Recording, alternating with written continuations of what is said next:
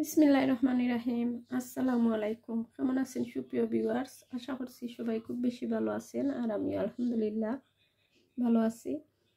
তো ভিউয়ার্স, আজকে অনেক দিন পর একটা লং ভিডিও নিয়ে চলে আসলাম। তো আজকে আমি 2-3টা তরকারি রান্না করবো আর আপনাদের সাথে একটু শেয়ার করে নিলাম।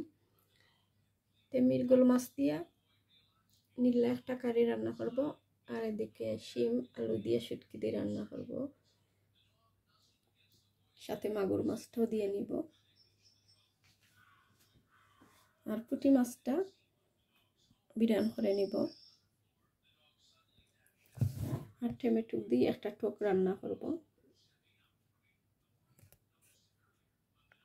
তো ঠিক আছে ভিউয়ার্স, আপনারা আমার সাথে থাকুন, আমি রান্নাটা বসাইয়া দেই।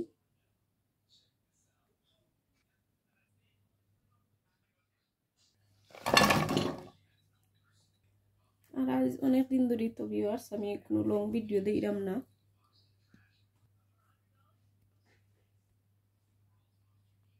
তো এখানে আমি সব জাতের মশলাটা দিয়ে নিছি: পেঁয়াজ বাটা, রসুন বাটা, লাল মরিচের পাউডার, হলদি পাউডার আর লবণ।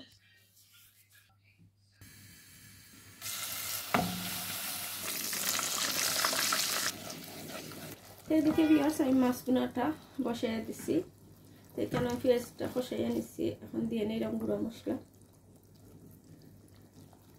ধনিয়া পাউডার, হলদি পাউডার, লাল মরিচের পাউডার, জিরা পাউডার, এসব কিছু যা যা লাগে মাছের কারির মাঝে।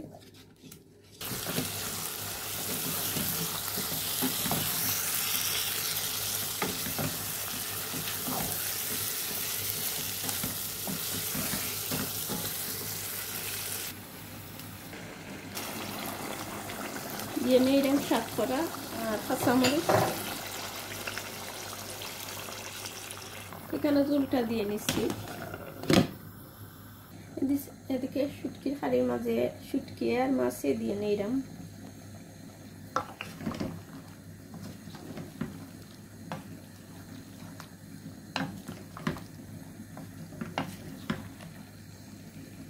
মাছটা দিয়ে নিচ্ছি, ঝোলটা দিয়ে নিলাম।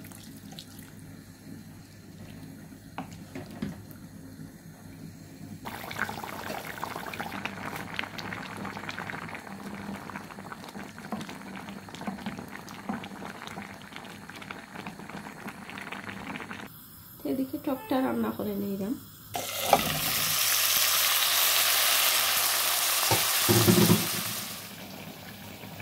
দেখে টক রান্নাটা হয়ে গেছে, মাছও দিয়ে নিচ্ছি, ধনিয়া দিয়ে নিলাম। এদিকে ভিউয়ার্স আমি পুঁটি মাছটা বিরান করে নিলাম। এদিকে ভিউয়ার্স আমার রান্নাটা হয়ে গেছে। ঠিক আছে, সবাই ভালো থাকবা, সুস্থ থাকবা, নিরাপদে থাকবা, আর আমার কথা যদি কোনো ভুল ত্রুটি হয়ে থাকে ক্ষমা সুন্দর দৃষ্টিতে দেখবা। আল্লাহ হাফেজ। আসসালামু আলাইকুম।